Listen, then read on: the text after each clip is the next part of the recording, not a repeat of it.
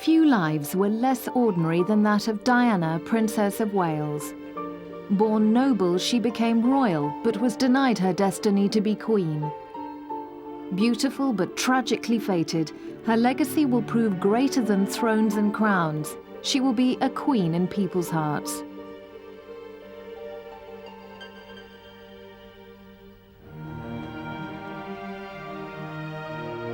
After her divorce and rejection by the British royal family, Diana discarded the gowns that had once enhanced her position as Princess of Wales and future Queen. Unwanted reminders of an unhappy past, their dispersal marked the end of an era for Diana. She was starting a new independent life. Each dress held the aura of her glamour, her allure, and her unforgettable style. Diana's magic had a value of its own. 2 months before her death, 79 of her dresses were auctioned by Christie's in New York for charity. Each dress tells a story of love and loss. Lot 35, a scarlet lace cocktail dress worn just after her famous television interview in 1995. Lot 66, a glamorous dinner dress worn to a concert at Versailles in 1994, her first official overseas visit after withdrawing from public life the previous year. Lot 55, a midnight blue silk crepe gown worn in New York in 1996 as Diana prepared herself for divorce from Prince Charles. Lot 11, a blue and white satin dress worn in Hong Kong in 1995 when she traveled the globe as a semi-detached royal. The sale raised millions for charity. Disenchanted with the British establishment, Diana increasingly turned to America, which serenaded her as did Tony Bennett, as its adopted princess. And when chat show host Phil Donahue danced with her in Chicago in 1996, millions of Americans would have stepped into his shoes.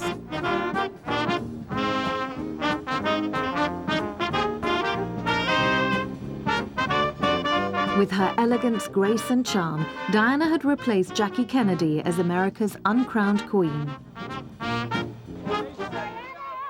And when statesman Henry Kissinger fell under Diana's spell, so did an entire nation. I think she loved the warmth of the Americans, although she also found it sometimes rather overwhelming because perhaps the British Reserve, even though everybody adored her here, there was still that sort of sense of decorum perhaps. In America, she was just, you know, stampeded, I think. But she adored them because they were spontaneous like her. In 1995, Kissinger presented Diana with the Humanitarian of the Year award. No other British royal had been so honoured in America. She was tremendously fond of people like Kissinger, adored sitting next to him at dinner. They got on like a house on fire. Ladies such as Elizabeth Dole made a big impression on her. She said she had such a wonderful sense of humour. You see, this is the thing that Diana appreciated. Somebody who could not be so withdrawn with her or shy of her, but somebody who could sort of just connect with her. The Humanitarian Award was a victory for Diana against the British establishment, who considered her a showgirl. I want to say a sincere and heartfelt thank you for this award. It is humbling to receive it and to know that some of you seated here tonight feel that I should be honoured in this way. General Colin Powell and media star Barbara Walters were among America's great and good who recognized Diana's potential as a remarkable envoy for her country. She was both enormously interesting too and a very good ambassador for us to what one might call the glittering world of parts of the United States. She was a very visible representative in the fashion world there, in the theatre, movie world, and also at the higher levels of politics. She obviously connected very well with President and Mrs. Clinton. But at the other end of the scale, and perhaps most importantly, she was an extraordinary ambassador for us to the third world, what we used to call the third world, to people in countries who were suffering from one thing or another, which she identified with at home, but which she picked up very strongly when she was abroad, whether again it was AIDS in Africa or the plight of children who she visited with Mother Teresa in India, or the whole landmines issue where she was so important in identifying and drawing attention to something which governments have been talking about for a long time, but no one in general had remote interest in. Mother Teresa of Calcutta was Diana's guiding light through her devotion to the poor, the sick and the dispossessed. In June 1997, the tall young princess visited the elderly frail nun in New York. Who would have guessed that within 3 months they would die within days of each other? Actress Joan Collins said after their deaths, "Diana was a true humanitarian. Now that Mother Teresa is gone, who is like that? There is no one. We have lost someone incredibly special." Another continent, a different culture. To support sufferers of a disease that afflicts the whole world, Diana travelled with her friend Jemima Khan to Pakistan to help raise funds for her husband Imran's cancer hospital in Lahore. Against home criticism that such visits had a political edge, Diana displayed the warmth, kindness and compassion that distinguished her from the more aloof and distant royal family. Diana used touch to communicate her empathy with those in pain. She created a rapport wherever she went, giving hope and comfort, especially to sick children. Her fervent speeches brought international recognition to the hospitals and care centres for otherwise forgotten victims. This is the only private cancer hospital in the world that treats 80% of its patients free. Diana once said, "Nothing gives me more happiness than trying to help the most vulnerable people in society. It's a goal and an essential part of my life. A kind of destiny." She had the most incredible level of compassion, and she was not afraid of illness or sickness or death. And the other thing was about Diana was that she felt, particularly with the terminally ill, that it was very honest and that there was nothing left to lose, and so people lost their shyness, so she could really talk to them. And there was this incredible sort of depth and intimacy that perhaps was lacking when she met other people at more formal occasions. But formality and protocol were everything to the House of Windsor. As mother to William and Harry, heirs to the throne, Diana had to prepare her sons for their royal destiny.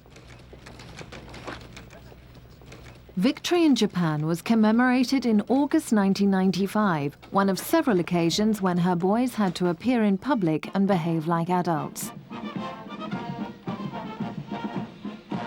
Harry, nearly 10, found it difficult to concentrate, but he looked for guidance to his parents and older brother. William, 13, had already learned to cope with pomp and ceremony. 2 years later, he was shattered by the loss of his mother. Her death would change him forever. He has become a very strong young man. He was always strong, much stronger than his father, who is rather weak and who tends to blame other people for things that go wrong in his life. William was strong of mind when he was a boy, perhaps even a bit willful. Since his mother died, and particularly with Harry to look after, to oversee, he's assumed an importance, which he wears very well. I mean, he happens to be, tall, he's a good-looking chap, and he's very bright. But he changed in becoming a more independent boy, in taking control, in a sense, of the situation. And he was crucial, of course, to Harry's stability. Within days of the Victory Parade, William started senior school at Eton College. His parents chose Eton for its close proximity to London and to Windsor Castle. Charles refused to send him to the Scottish school Gordonston, where he himself had been very unhappy as a student. Eton had educated generations of Diana's family, including her father and brother, but she still sought William's approval before sending him there. She treated him like a grown-up, which is what every teenager longs for. She'd ask his advice, say, well, William, what do you think about this? Should I do this or shouldn't I? Now, that is very flattering. And she didn't tell him what to do. I mean, Prince Charles is exactly the same. I've heard this for several years now, that whenever they decide that they're going to go somewhere or do something, or there's going to be a photo call, they say, well, we were thinking of doing this, what do you think, William? And they also ask Harry. And they ask for their input. Diana identified in William personal qualities that his father lacked. She actively groomed her eldest son to be king. As he grew up, William became a junior confidant to his mother. She did drop an incredible amount of responsibility on William's very slim young shoulders. He was, barely 10 years old when she started revealing how she felt in front of him. And I think, as a result, William's matured very fast. He's much more mature than most boys of 15. But that's also perhaps because of the daunting burden that lies ahead of him, the monarchy. And when you're 15, you might want to be a rock star or a nuclear physicist. You don't want your life mapped out for you. Kids of that age want to feel free.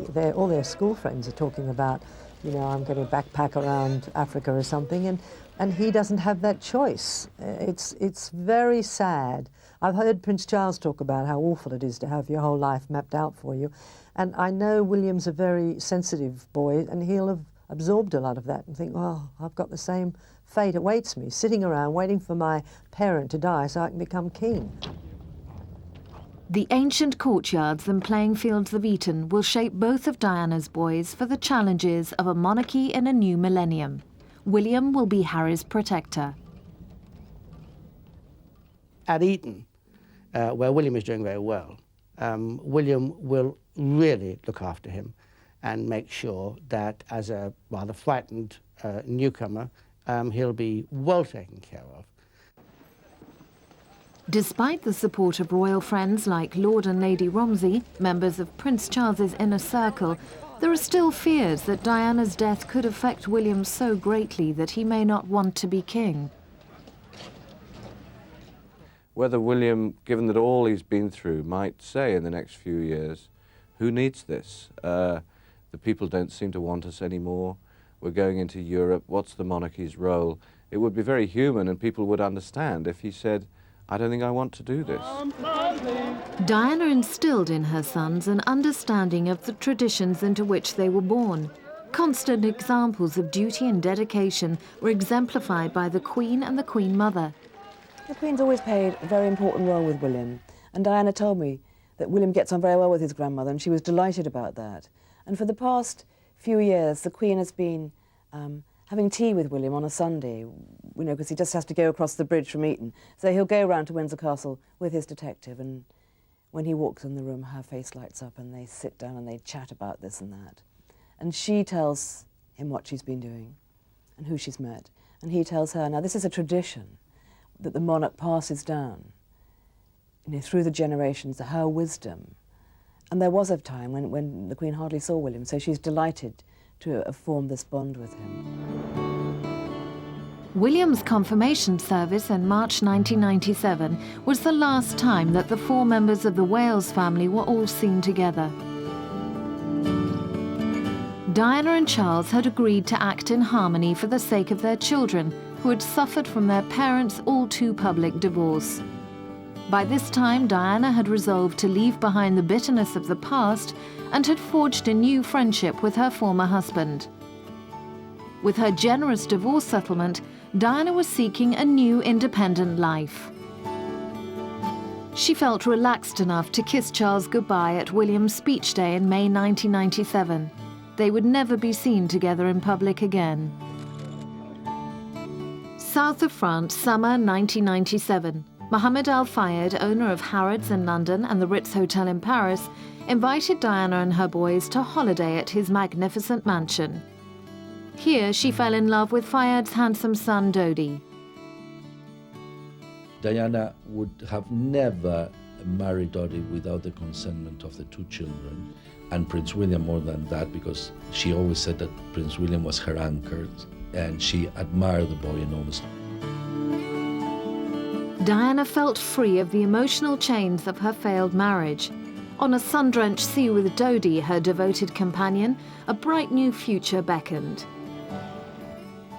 They cruised the Mediterranean aboard the Fayed's luxurious yacht, the Jonicle.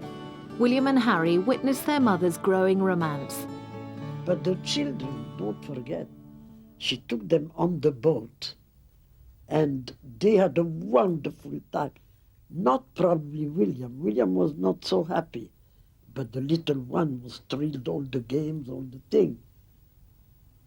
And it was probably to accustom them to the situation. And when I asked her, are you going to marry him? And what's your children's reaction? She said, Elsa, I rang up William. So it was the answer. And he said, Mommy, I want you to be happy. It's been reported that when the first pictures of Diana and Dodi in that sizzling embrace in the Mediterranean were appearing in the press, Diana rang William and warned him, tipped him off that the pictures are about to appear. And his reaction was fine. He just said, look, Mum, whatever makes you happy. He was called a mum. And, you know, he was fine about it. He knew Dodi. He'd met him on the holiday they all shared in the middle of July.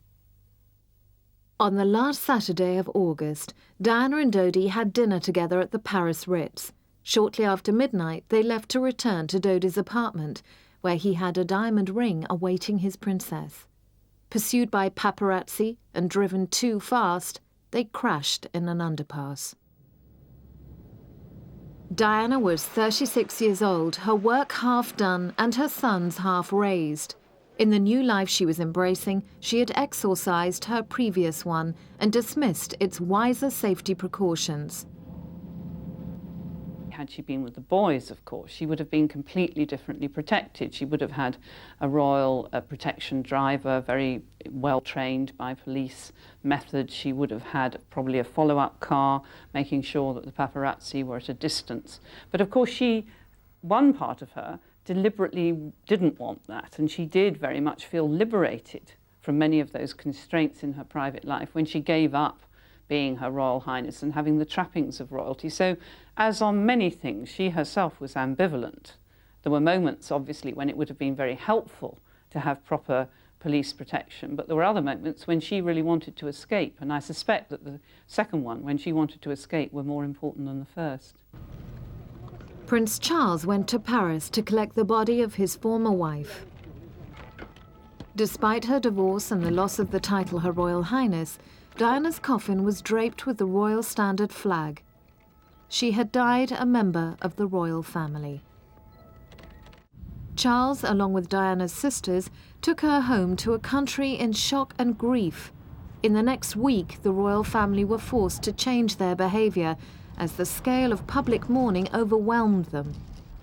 Charles rose to the occasion, behaving more like a widower than a former husband. Diana had often said, "I will always be the mother of your children." Even in death, she was still bound to him. Hillary Clinton joined the famous and the unknown at Diana's funeral. She grieved for a young woman she had known and greatly admired. On behalf of the President and the American people, I came here to express our deep sadness at the loss of Princess Diana. We grieve for her children, her family, and her country. She inspired countless men and women throughout the world with her courage, perseverance, and loving kindness.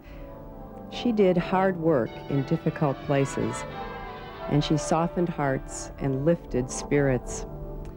We can honor Diana's memory by continuing her work, by bringing care and comfort to the afflicted, by reaching out to those who are stranded on the outskirts of hope and opportunity, by campaigning against landmines, by treating every child with love and compassion.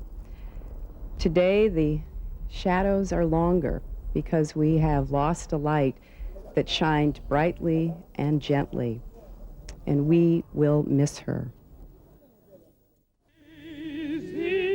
Every nation, colour and creed on earth mourned Diana. In cities throughout the world, commemorative services were held. The soaring notes of opera singer Denise Graves in New York's Central Park carried the sorrow of the American people.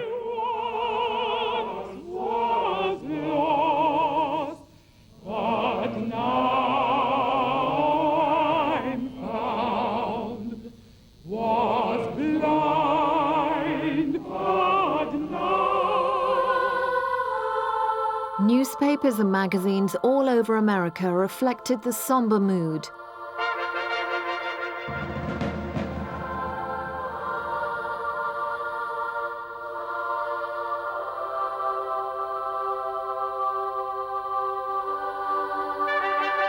Scenes like these were witnessed throughout the country as people said farewell to the world's most popular and celebrated woman.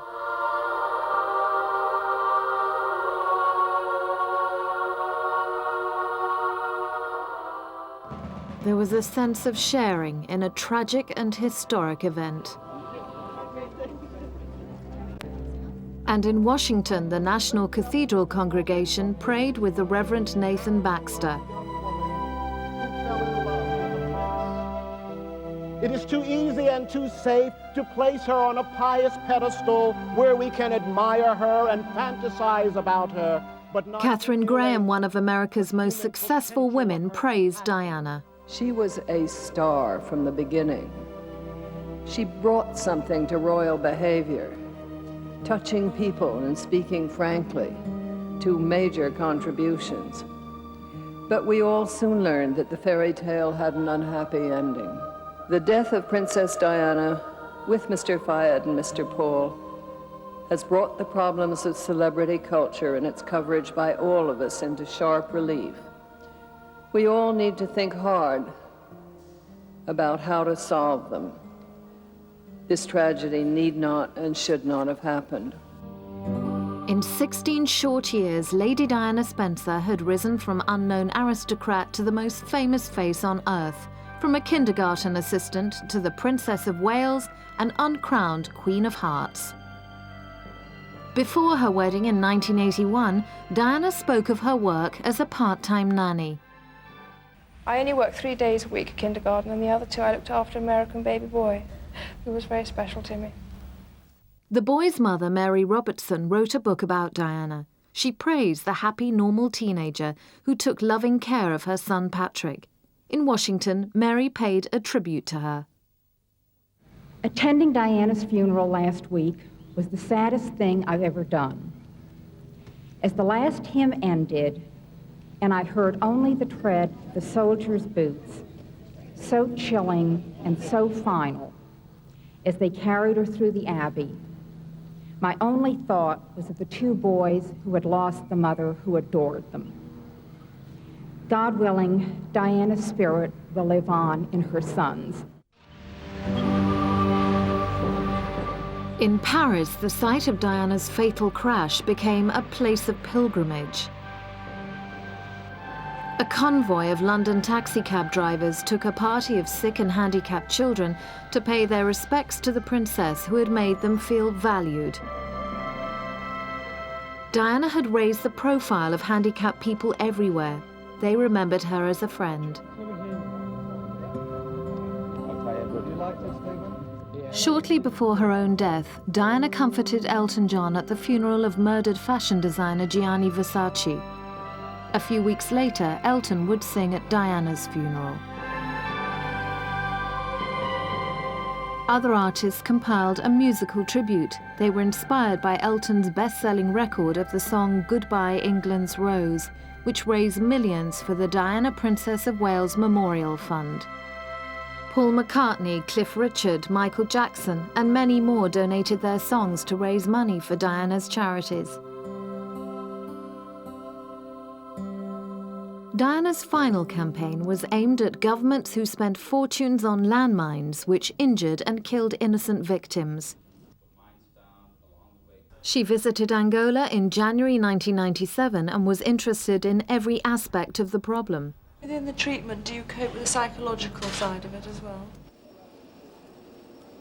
On behalf of the Red Cross, Diana pledged her support for the campaign. It's an enormous privilege for me to be invited here to Angola in order to assist the Red Cross in its campaign to ban once and for all anti-personal landmines. There couldn't be a more appropriate place to begin this campaign than Angola, because this nation has the highest number of amputees per population than anywhere in the world. By visiting Angola, we shall gain an understanding of the plight of the victims of landmines and how survivors are helped to recover from their injuries. We'll also be able to observe the wider implications of these devastating weapons on the life of this country as a whole. It is my sincere hope that by working together in the next few days, we shall focus world attention on this vital, but until now largely neglected, issue. Her experiences in Angola turned a campaign into a crusade. I've had hands-on experiences before, but this working trip has been slightly different. I've had more contact with people, and there's been less formalities. It's the type of program I've been looking for some time, and I'm very happy to have done and achieved what we have. Remember that there were very large campaigns, particularly out of Washington and in Switzerland, with various organisations. What she did is give a lead to all of them, and they all then fell in line behind Diana. With her involvement and with her pictures that were portrayed on the TV and in newspapers across the world, everyone then joined the campaign to have them banned. In 1993, Diana visited Nepal, a desolate region far from the royal court, but one with its own ceremonies to welcome a princess. Baroness Chalker, a British government minister, accompanied her, but Diana's official public role was being scaled down. Always respectful of other cultures and a perfect ambassador for her country, Diana would nevertheless be cast aside by the royal family, in her own words, as a non-starter for Queen. One of Diana's greatest achievements was losing the stigma attached to two major diseases of mankind, AIDS and leprosy. The leprosy mission was one of her most important charities. She had first seen leprosy in Indonesia in 1989. Now she was attracting the attention of the world's media to a centuries-old affliction in another forgotten area. She wanted to make people aware of the plight of the 32 million people directly or indirectly affected by leprosy. Leprosy and AIDS, twin symbols of fear and ignorance, one ancient, one modern, became personal crusades for Diana. In dealing with AIDS and HIV, Diana knew that no amount of words compared with the power of touch. In one handshake, she dispelled the myth that touching transfers the virus. Publicity about HIV seems to veer between sex and death horror stories at one extreme to complacency at the other. But behind this confused picture lies the reality of a growing worldwide affliction and untold private suffering. HIV does not make people dangerous to know, so you can shake their hands and give them a hug. Heaven knows they need it. Among the 100 or so charities Diana was associated with was the Chicken Shed Theatre Group, which welcomed children of all abilities.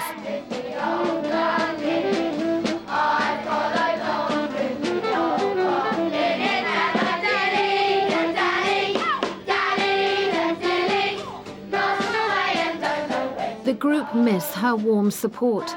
She was as irreplaceable to them as to many other organisations, causes and charities that she had helped through her celebrity status. The Chicken Shed Theatre released a special song at Christmas 1997 for Diana's Memorial Fund. The song, I Am in Love with the World, competed with the best of the pop world for a place in the chart. It was an immediate hit. The Chicken Shed Theatre promoted the song with a video showing Diana surrounded by the children she had lovingly supported.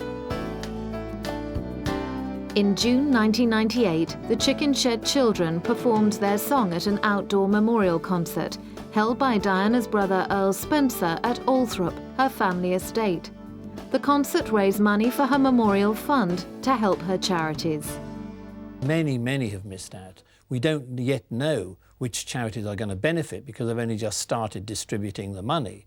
I mean, if the money continues to come in, as it may well do, then the charities, hopefully, in the future, will get the sort of money they'd have expected to with Diana alive. But at the moment, there were a number of charities struggling because that money hasn't come through. Diana was a mother to be proud of. To her boys, she gave her unquestioning love and attention, whatever the problems in her personal life or the demands of her public role. Diana may have told her boys that Leah Rabin, widow of the assassinated Israeli Prime Minister, once said to her, "You and I are the two most tragic figures in the world, except that you have a future and I only have a past." Now Diana has no future. William and Harry are her living legacy. The two brothers, as her only children, have an unbreakable bond, yet they have very different characters. But she always said Prince Harry is like a Spencer, and I don't have worries about him. But I think that the future king, Prince William, has the sense and sensibility of Diana.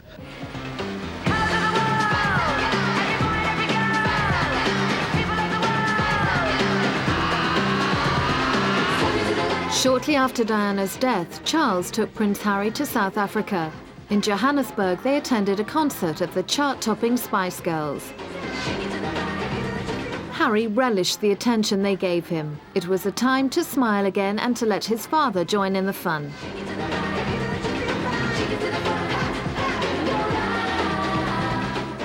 Just 13, Harry looked lost in unfamiliar surroundings. In South Africa, he must have missed the reassuring presence of William studying for his exams at school. But he seemed happy to watch his father show him the way to behave when dealing with unusual customs. And to give him a few stories for his friends back home.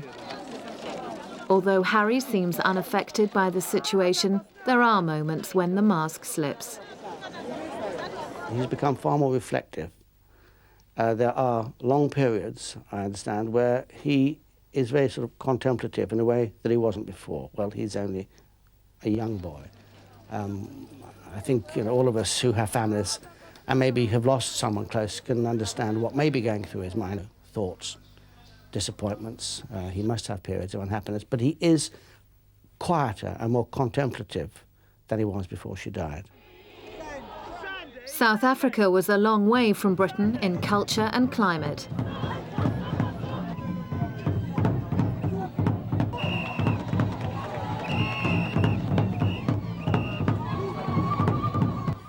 But it had many fascinating sights and sounds for father and son to share. It was a rewarding experience and an opportunity for Charles and Harry to relax in a different atmosphere. The tour helped Harry to create a geographical and an emotional distance from the traumatic events after his mother's death. Like William, Harry can never forget the good times they had with Diana. She introduced them to new people, exciting places and fresh adventures. A visit to a Welsh rugby match and a chance to drive an army tank in Germany were part of Harry's upbringing. Diana never wanted second born to mean second best. In a conversation I had with the princess not long before she died in Kensington Palace, she did bring up the question of her concerns for Harry and that William would always be the one, the centre stage one who was going to be king. She was worried, for instance, rather touchingly, I thought, that William would get all the girls. All the girls would go for Wills and poor Harry, who's only a couple of years younger, would be left out. And so she was already kind of taking steps to try and make sure that they were treated equally, even though in royal standing terms, William would always be number one. Although she would have loved a daughter, Diana threw herself enthusiastically into the role of mother of two lively boys. She gave them the thrills and spills that other children enjoyed. This was nothing like Charles's upbringing. They raced each other in Colorado in July 1995 and shot down the slides at Thorpe Park another year.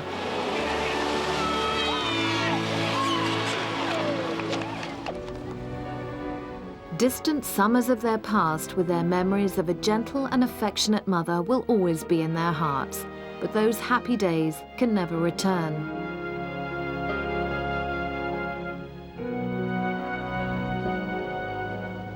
Flowers were left outside Highgrove, the country home Diana shared with Charles until the time when they separated.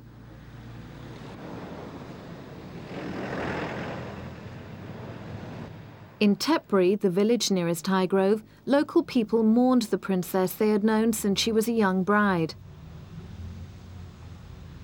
The sudden and brutal end of such a vibrant and beautiful woman stunned the world into unprecedented grief. With unbelievable bravery, Diana's sons joined Prince Charles, Prince Philip, and Earl Spencer in the sad procession to her funeral. Later, Earl Spencer said, "It was the most traumatic day of my life." Unknown to the watching world, Diana's will had given the Spencers the moral authority to help guide William and Harry to maturity. At her funeral, Earl Spencer used his position as head of Diana's family to challenge the royal family's ability to raise their heirs according to Diana's wishes. Outside Westminster Abbey, a family united only in grief saw Diana's last journey begin. The outpouring of public grief for Diana forced the royal family to face changes.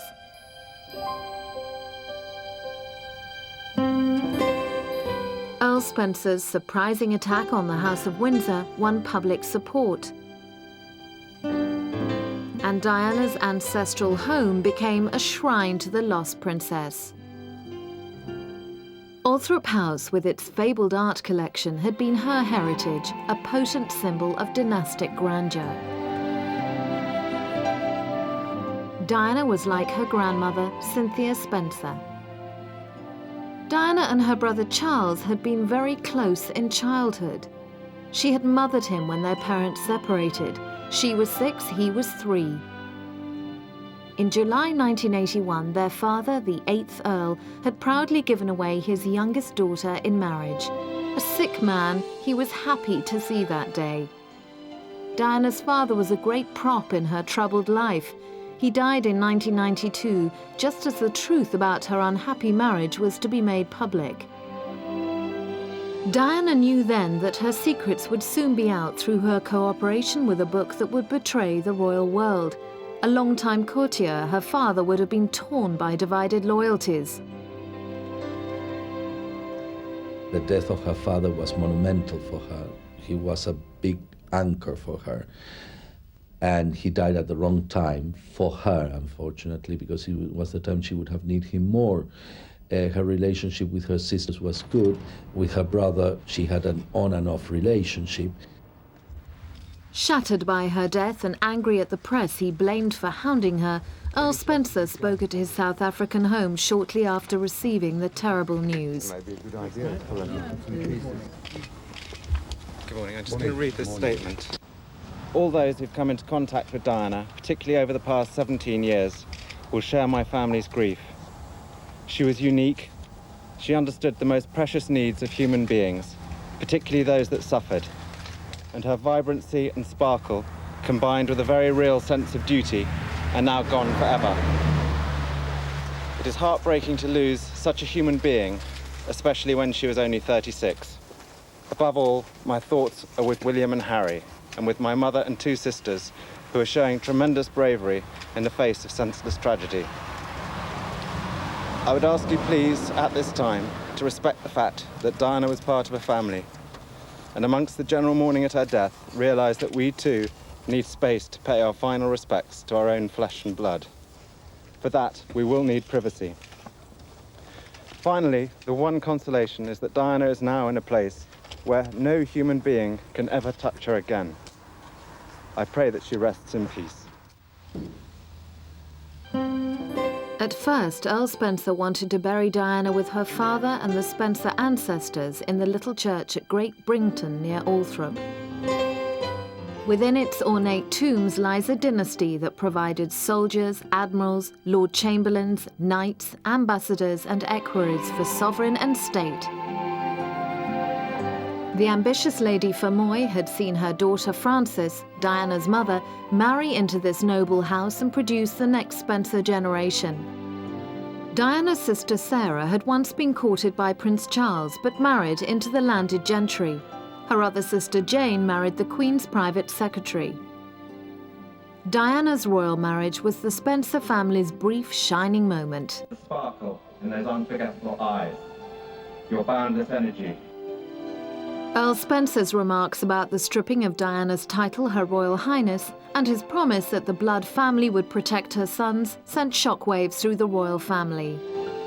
Bearing in mind what Earl Spencer said at the Abbey in that very contentious and rather bitter speech about the Blood family looking over the upbringing of the boys, one would have expected them to see more of William and Harry. They don't. And one of the reasons, undoubtedly, is that what Earl Spencer said upset Prince Charles because it called into question his abilities as a father. As head of the Spencer family, the angry young Earl lashed out at the royal family for their treatment of his sister. They had embraced her as a young and naive bride, but then cast her aside after bearing heirs to the throne. She came from a very, very important and aristocratic family herself. I mean, a family with roots probably further back in the history of this country than the Queen's roots. So that I'm not surprised in a way that they responded in this way. Whether or not what Earl Spencer said at the funeral has lasting impact, I'm not sure. For 77 miles, Diana's flower-strewn hearse was revered along its final journey. It was a triumphal parade worthy of a medieval heroine. She went home to her grieving family and her ancestral estate. To preserve the privacy of her children, she was buried away from the public gaze on an island in a lake. Her brothers scattered her grave with flowers that will reseed and grow again. On Mother's Day, her son sent flowers to her tranquil resting place. Diana's caring legacy was continued by the memorial fund set up after her death. A major charity event was held for the fund in the famous Beverly Wilshire Hotel in Los Angeles. There was an air of anticipation before the Princess Ball, as many came to see the star guest, the man Diana had called my rock. Her former butler, Paul Burrell, emerged as the keeper of the princess's flame.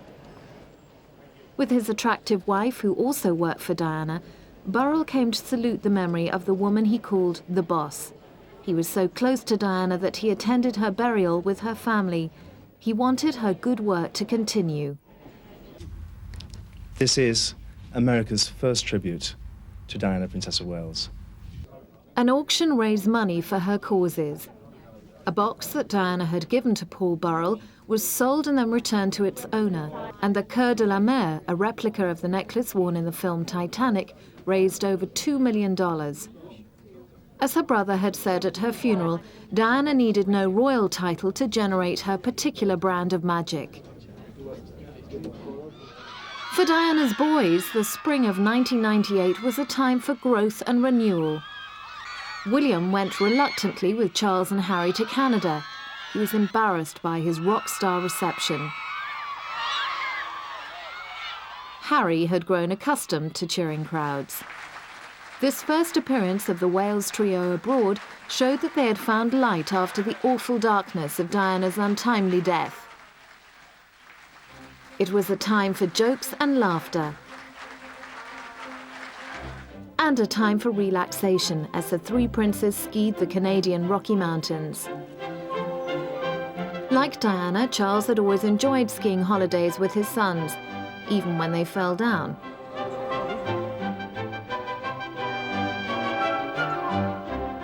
Charles and his sons were the latest family firm.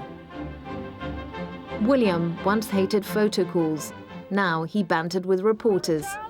Harry is the best skier, is that true? I don't know about that. We might have a family argument. This was Charles's chance to show his easygoing relationship with his sons and prove that he didn't need Earl Spencer's advice. It was also an opportunity for journalists to compare Harry to William. He's got exactly his mother's personality. He's very exuberant, very lively, fun-loving. Nothing phases Harry. But William is exactly like his father, very reserved, very thoughtful, conscientious. You know, he even sounds like his father now that his voice is broken. You'd swear you're listening to Charles. So, you know, he looks like his mother, but he's his father's son. At Balmoral in August 1997, just days before their mother's death, the difference between the two boys' personalities was quite evident. Harry was the more impulsive. William, already a cautious boy, knows that he is destined to be king. One day he will have to choose a future queen, and she will inevitably be compared to Diana. William's got a tough act to follow. I know he likes blondes. He's always had a yen for blondes, just like his father. So, you know, it's going to be tough, isn't it? I mean, most boys like to get a girl just like their mother was. But for William, is there another girl out there who's, you know, maybe 12 or 13, 14 today, who's going to grow into somebody who's not only as beautiful as Diana, but as compassionate, as warm, have that magic with ordinary people?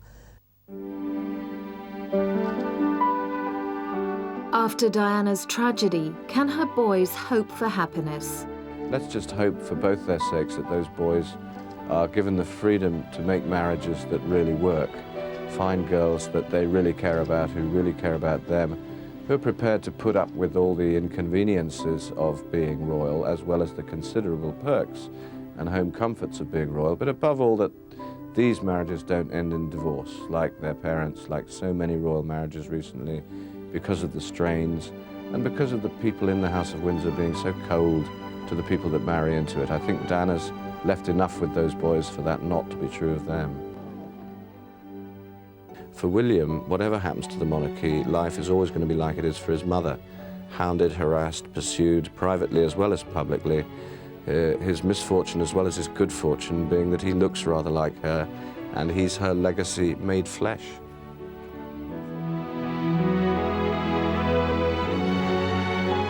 As they watch Diana's sons grow up, the royal family may reflect on what might have been had they kept Diana within their fold.